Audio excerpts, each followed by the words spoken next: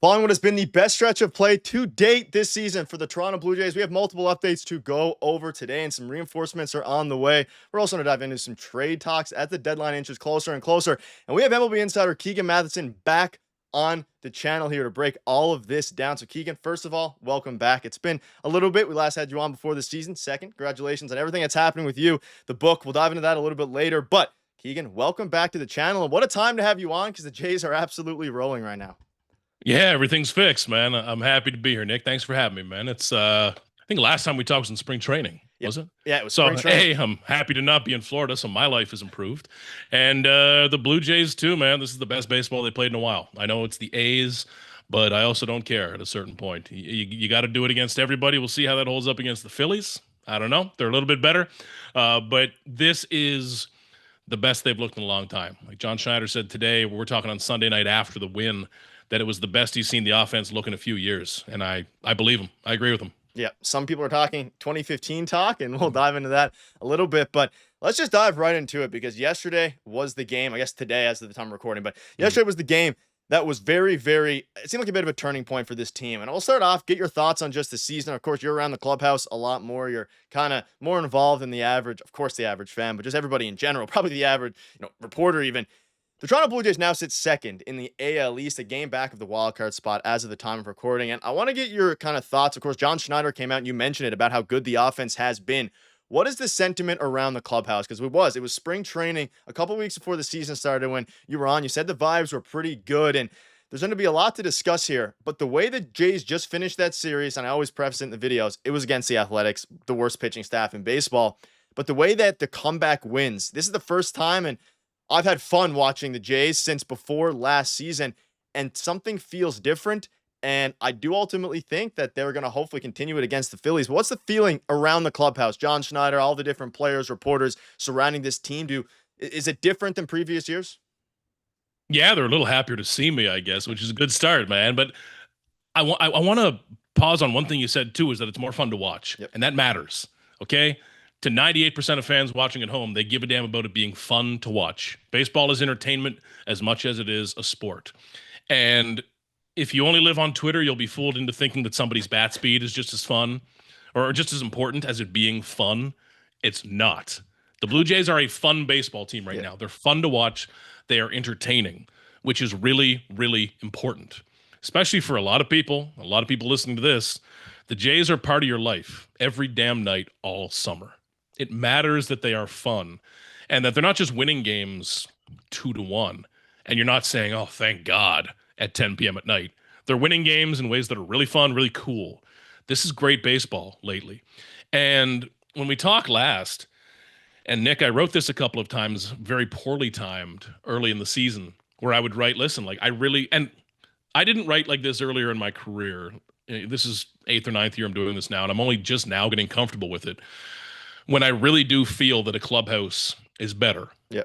I wrote a story about John Schneider right on the eve of the season, where I feel that John Schneider was getting more comfortable, getting better in his job. And it's taken me a while to feel like I can do or say or write those things. After I wrote that clubhouse story, I think they lost like 6 in a row. They look terrible. But I still believe it. I really do, man. And at the same time, now, is every World Series champion a clubhouse full of guys holding hands and who love one another? Maybe not. But I do think that it matters. I do think there's value. And this clubhouse is better than recent years. And I do sense a better connection between coaches and players, which really matters. I think hitting coaches and hitting staffs are the best example. If you only trust your hitting coach 99%, it's over. Because then you start listening to your dad, your college coach, your high school coach, your buddy from the minor leagues. But I sense a real level of trust, and that everybody is in this together and giving a damn for the same reason. A lot of the times you have 10 different groups of guys who give a damn for their own reasons.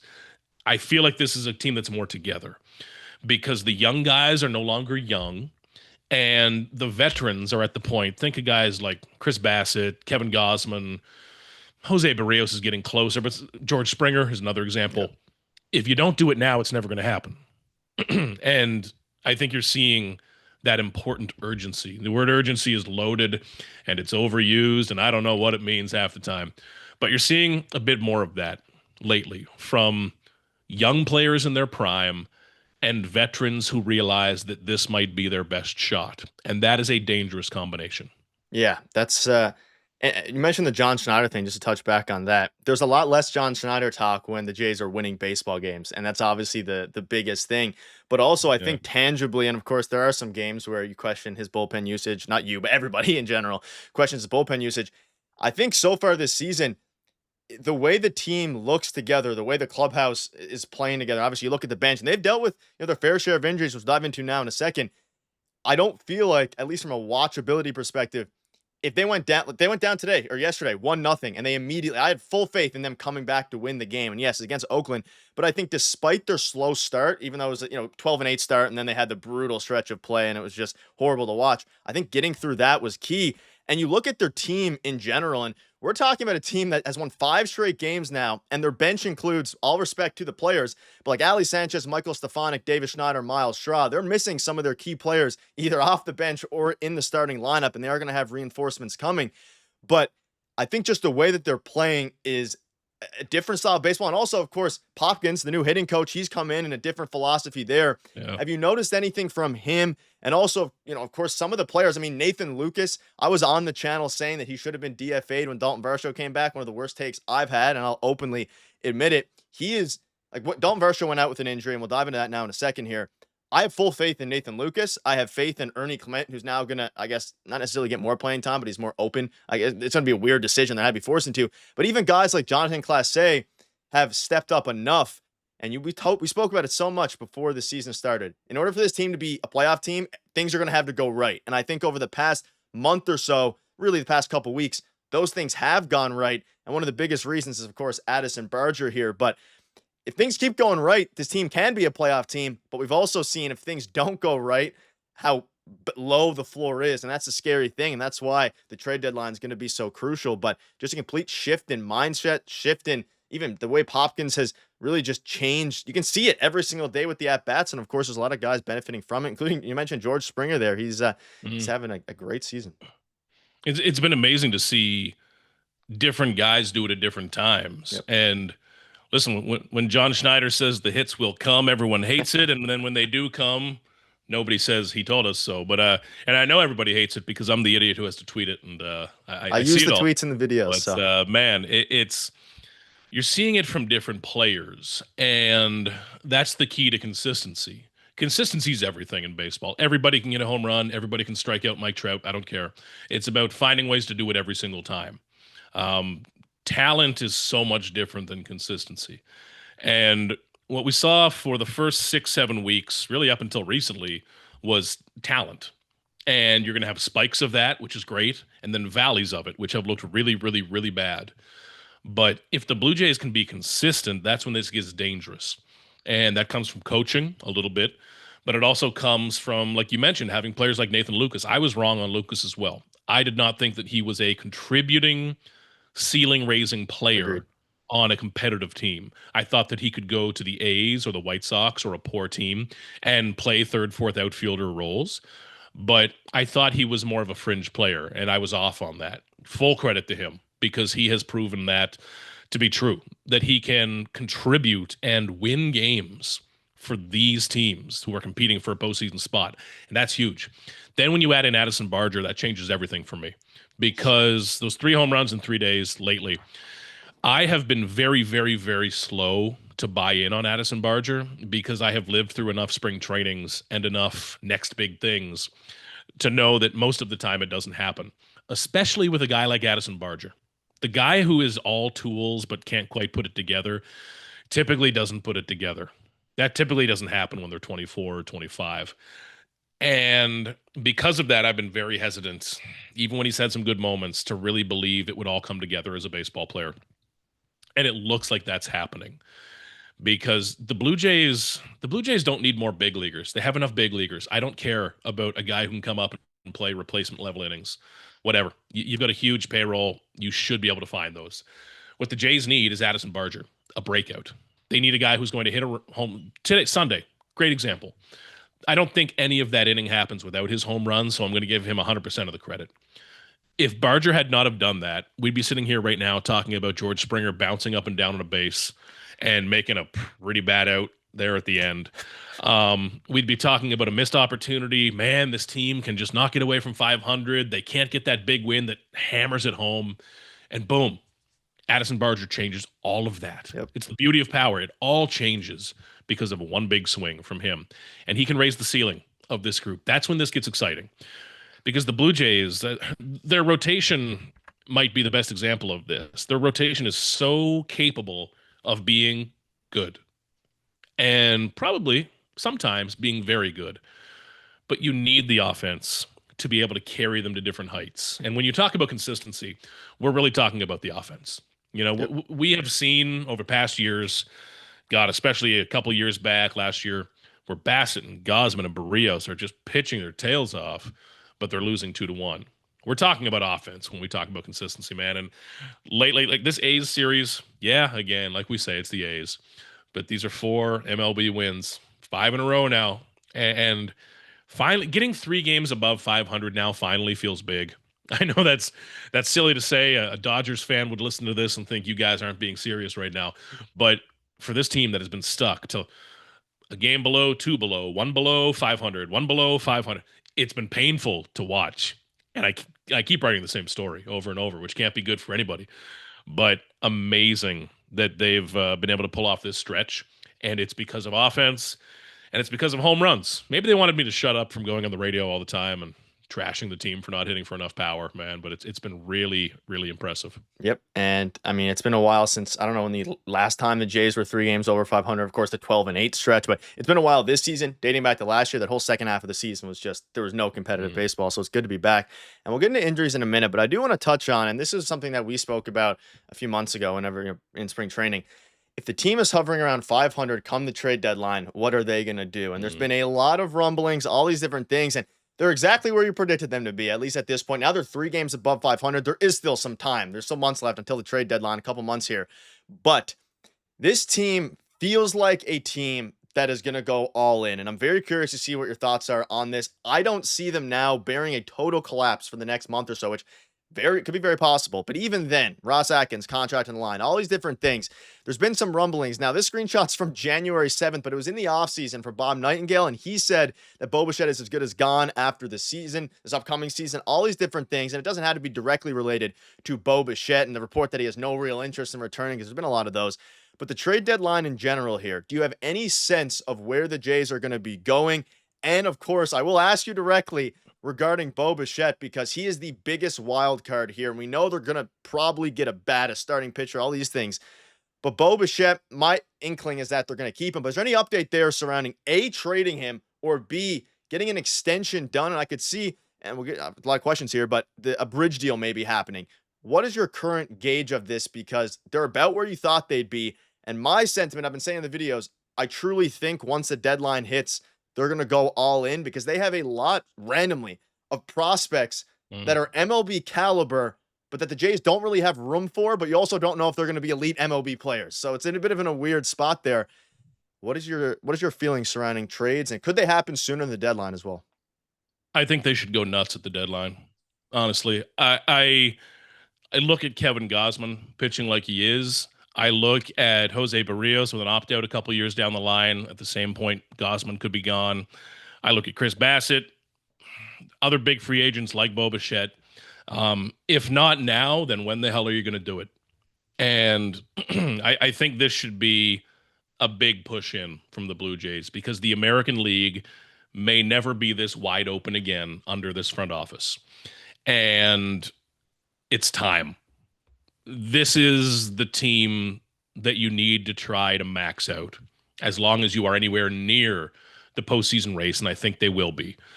So when you look at that, your usual bullpen pieces, maybe you see that kind of Jordan Hicks style deal again. We'll see. Another big bat would obviously be good.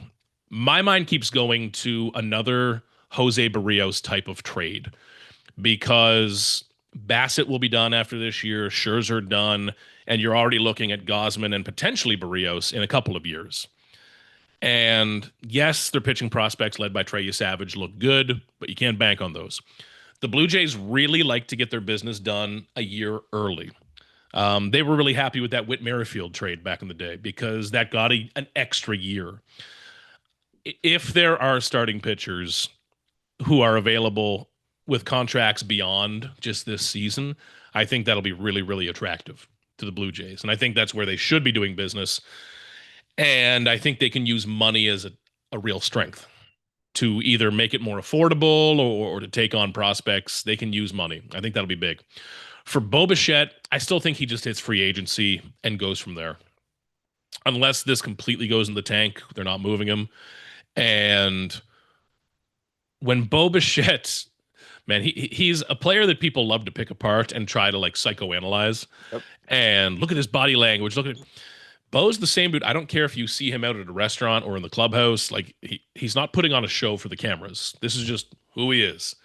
So it's hard to read him. And I've learned over the years that I should not try.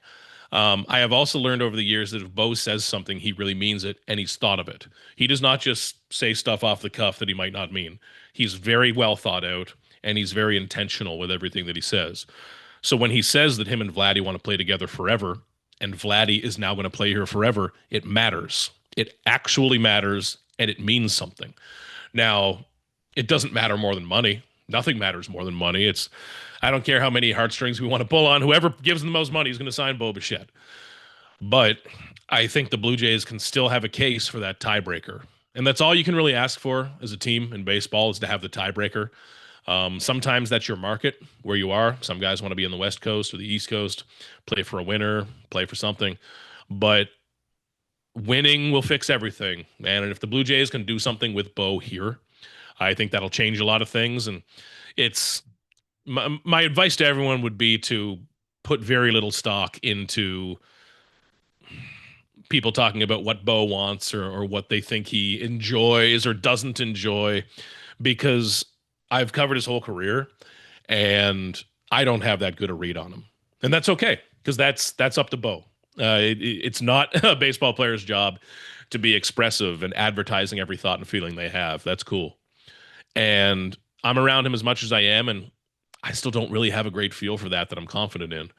But I do know that he's told me over and over that he wants to play with Vladdy. They've talked about that, and that still stands. And I have not asked him that since Vladdy extended, but I don't think that's gone away. Yeah, and funny enough, I didn't even bring this up. We haven't spoke since the Vladdy extension, so congratulations to both of us for being wrong about him extending in Toronto. I didn't think it was going to happen. And yeah, no. I mean, I tend to agree. Probably hits free agency. I could see a world where they bring him back. The problem is, and I just don't know what his price is right now. And we spoke about Willie Adames. He's having a great season, so that's going to be something interesting. And you mentioned the starting pitching market and how they like to do their business before. It's a very interesting concept and something that it's a very good point. It's going to be interesting to see what the market develops into, and I'm a little bit surprised that they didn't go for Garrett Crochet when they had their chance to. I just don't think they could have beaten the Red Sox package. That would have been, a Jays type fit here. But yeah, let us know down below what your thoughts are on Bo Bichette and the trade. Very interesting, and of course we'll continue to discuss it. Let's shift gears a little bit here before I wrap up, and I want to touch on just some injuries, because when I say some, I mean a lot, and there is a lot. A lot of money on that IL, man. Yeah, I've been doing video. Like, the transactions are off. I think there's going to be more transactions at the time of uploading today because, of course, Andres Jimenez. I'm going to start with the juicier updates here. I just want to ask you regarding this. Now, Dalton Varsho, grade 1 hamstring strain. This came out yesterday. This is good news. I'm assuming, based on what I've read, and I can get your thoughts on this because I'm sure you probably have a better idea. Current players in the MLB this year who have dealt with grade 1 hamstring strains have kind of been in the 2 to 4 week range, not too much longer than that. I think there was one 13 days, one 17 days. Is that around what we're expecting for Dalton Varsho here around Canada Day-ish, hoping for a return? And this is best case scenario, I would assume, given the fact that, obviously grade 1, 2, and 3, and there were some people out there saying he'd be done for the whole year, all these different things. They didn't look great. Grade 1, this is good. Yeah, it looked a lot more serious than that. And it looked far more serious when he went down, because Dalton Varsho is really, really tough. And he's the last guy that you're going to see go down to the ground with an injury. So it was worrying. The fact this is a grade 1 is encouraging as it could be, I guess. If he's back by July 1, I think everyone involved will be pretty happy. Because once you miss 2.5 weeks, then you need to go on a rehab assignment again. And Varsho's game is so much about explosiveness, because what makes him a great outfielder are those first couple of seconds, that initial burst and those first couple of steps are where he is really special, like all-time special with those initial bursts. And that's when you need a hamstring that works. So it'll be a tricky recovery for him, but as long as it's not a significant tear or a higher grade, this is pretty good news. And for a month, the Blue Jays can get by. It's going to be worse. It's lost value. But this is relatively good news compared to how it looked when he pulled up and went down, because that looked like a bad tear, like something really serious. So, man, you hate to call it good news, but relatively good news. And man, just on a human level, you hope for him that it's quick, because he's already gone through such a long rehab, and nobody handles that well. But I think that Dalton especially is so competitive that cooping him up in Dunedin must have driven him wild. So I hope he doesn't have to spend too much more time there. But man, baseball's more fun to watch when he's healthy on the field. Yeah, and yeah, obviously all relative. It opens up. I mean, Jimenez, who we assume is going to be activated either today or tomorrow. There was a logjam there with all of them back. How Addison Barger needs to play every day. Ernie Clement, where he's going to play, I think now kind of figures as. Actually, just quickly before we move on here, do you think, given Varsho being out, that Barger plays third base more or right field more? Obviously, I think they like the way he's playing third base. He's looked really, really good there. But now with all the changes that are coming, you assume Clement will be back to third, Jimenez at second, majority of time, of course, against righties, and then Barger in right field. Or are they going to try to stick him at third because they want to see him going forward at third base? Just a quick question there, because on a personal level, I'm very intrigued in that, because obviously positionally wise, it makes sense to put him in right and Clement in third. But are they trying to get him more and more acclimated to third base so he can be the future Josh Donaldson of the Blue Jays? I think they throw him in right field a bit more and DH George Springer. I think George Springer moves. Schneider called it today. He said if it's 50-50 DH in right field for Springer, that's cool. That leaves a lot of right field for Barger. And maybe against a really tough righty, that's when Ernie is not starting. That's when you have Barger at third base against a real tough right-handed pitcher. But George Springer can DH. He seems fine doing it. Some guys hate it. Apparently, he likes it well enough. So cool. And by the time you're 35 and he has a lot of games in his legs, anyways, he'll be okay at DH. And yeah, Barger will split quite a bit, but I think he's so valuable in both spots, man. That special arm. Yep. And Springer defensive metrics have been very bad this year, so it kind of works out that way anyway. All right. One quick thing regarding injuries. Max Scherzer. I need to hear it from you here, Keegan. I need it. What on earth is happening with Max Scherzer? Because we hear every 2 weeks that he's made progress, and then it says he whatever they call it, he's been hurting his thumb again. Are we going to see Max Scherzer in a Toronto Blue Jays uniform at some point this season? Someday. I've kind of given up on projecting when, because for me it's a point like he'll be back when he's back. Yep. And right now he's facing live hitters more. I think he's going to do it again on Tuesday. Last time he threw 22 pitches. Maybe this time he throws 30, 35. I don't know. From there, you need to get to 50, which is the sweet spot for him, because he keeps saying, even when he has good days, I've heard him say the words baby steps 500 times. And when he gets up to 50, that's the point where it's starting to hurt him. Last year and then this spring. So even as good news is coming, there's still worry that when he gets up to that, it's going to be hard on him. Then you have to have a weird conversation of, can you pitch him in shorter stints, which is weird because he's Max freaking Scherzer. Like you don't want to do that. But I don't think much matters until he's getting up to 60 and 70 pitches, and we're not there yet. So if everything goes well, this is probably still, we're talking about weeks now, like 5 weeks. This is kind of a spring training ramp up, but last time it was some back tightness got in the way. You have to hope that doesn't happen, but we don't know how this thumb's going to react until he is throwing a good amount of pitches, and he's not there yet. So he's building up to the point of when it will start to matter. I don't think much of this stuff matters just yet. And it's, man, keep waiting. But if he's healthy down the stretch at any point, I think that's kind of found money at this point. It's good news. Yeah, and they're going to need to, of course, Spencer Turnbull. I'm assuming he's going to be coming up soon to replace that spot because this bullpen-ish day, every fifth day, ends up being a little bit painful. We saw it with Fisher yesterday, though. Great season for him. All right, quickly, we'll get into your book here in a second. Trey Savage, just a couple quick fire questions for you, and then you can just give a yes or no, whatever you want to do here. What year would you predict? Of course, MLB Pipeline, it has it as whatever the exact year is. When do you think Trey Savage is going to be playing for the Blue Jays? Obviously, he's having a fantastic year. I think he's going to get promoted to Double-A here soon because he's not getting beat by the hitters. He's getting beat by himself in his own command. So it seems like promoting him would be logical. Do you think Trey Savage plays for the Blue Jays next season as fighting out of camp, or do you think this is something that lingers a little bit longer? I think it's like May or June next year. Okay. A couple months into the season, finish in Double-A this year. Touch Triple-A breed. By the time you get to Triple-A, it's just to kind of prove it. Double-A is where the real proof happens. Starts next year in Triple-A, and he's a big part of the rotation by mid-season, which would be a huge success. Okay, love that. Trade deadline. Do you think they make what's considered a blockbuster trade, or do you think it's more of moves that you mentioned, the Jordan Hickses and the smaller ones of the world? Meaning, do you think they trade one of their top 5 prospects or even top 3 prospects in their system, or do you think they hold on to those guys and just try to make moves around the edges? Don't think they trade you Savage. Don't think they trade Namala because Namala's having a great year. Arelvis? He looks like he has like star potential. Arelvis wouldn't shock me a bit. I don't mean that as a report, but that Arelvis is the type of prospect that organizations move on from, or when they're getting to be that age and they haven't really burst through. But at the same time, other organizations have Google and they know why he didn't play in the last half of last year. So this would be the year, and it's tricky projecting blockbusters and who and all that stuff. I think they can go big, man, because of money. And so it's not even projecting a specific blockbuster. It's projecting the room they have, because a lot of money comes off the books after this year. And we've seen where the payroll is. I expect it to stay there. So they have every opening to do that. I do expect them to add multiple impact pieces.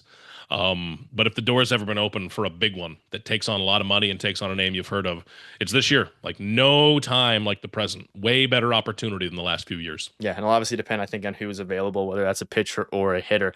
They need a hitter. They desperately need one. All right, and that was good. All right, thank you for that. And obviously, hopefully, I want them to trade Arelvis Martinez. That's kind of just where I'm at of it. I do ultimately think now that in their top 10 prospect list, there's going to be a lot of them that aren't on the Jays anymore. All right, Keegan, your book. I'm going to let you just take the floor here. It drops June 3rd. So as of the time of uploading tomorrow, anything you want to plug, the link will be in the description, probably the pinned comment as well. I'm going to get myself a copy. I'm going to order it on Amazon and get it in as fast as I can here. Anything, first of all, congratulations. It's a big accomplishment. Thanks, there. And I'm excited to read the Ohtani part because I was obviously deep in on the Ohtani situation. Got fooled by John Morosi. Take the floor. Anything you want to talk about it? And everyone should, if you're watching right now and you want to read it, you can pre-order in the, or I guess order depending, it's a day before in the comment section down the description. Sorry, down below there'll be a link. Yeah, and if you have when you look on Indigo, you can look at stores around you. It's stocked in most Chapters Indigo Kohl's stores right now. So you can find it there, order it on Amazon. But man, I'm so excited to get this out finally, and I'm so excited that nothing happened to screw it up along the way. Nobody traded Vladdy on me or did anything too crazy that would have flipped the book on me. I keep thinking of Tim McMahon, the ESPN NBA reporter who wrote the Luka Doncic book, and a month or two before the book came out, Luka got traded to the Lakers, and that was my nightmare from a year and a half. But it's I'm really thrilled to get this in front of people because it was something where I was able to be kind of selective with what I wrote about. I did not need to tell anyone the full history of the Blue Jays. There are other books that have been written already. There have been 10 million stories written. Everyone has the internet. You can all find out how teams were built and the little details. This was more about picking, and I think we're at 31 chapters, stories that I wanted to tell. And some of those are from my time on the beat, like the Ohtani chapter, which I was there for throughout. And there's a lot of details in that I don't believe have been out before. Along with the COVID chapters, some more personal chapters about what it's like for big leaguers to live around this city being famous, what it's like for guys to come to Canada, but some things that I don't get to write about in my normal day-to-day, and some stories that I wanted to kind of take and freeze in time and have be part of this book. So I'm thrilled for it to be out. I'm really happy with the reaction so far. Nobody's hurled anything at me outside the stadium yet. We'll see.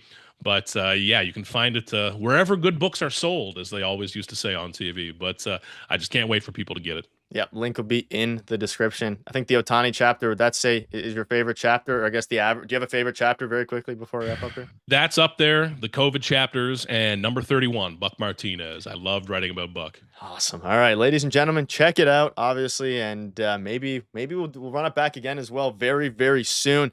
Keegan, thank you for joining again. Check out the book. It'll be everywhere. The links will be everywhere. And of course, go to your local bookstores there. Keegan, thank you. We'll chat again soon. And hopefully the Jays continue to win, because the Phillies, they are a very, very good team. And hopefully everything we've said in this video ages well, because hopefully Addison Barger continues to tear. But Keegan, thank you very much for popping on. And hopefully we'll see you here soon. You got it, man. I appreciate you having me again. Yes.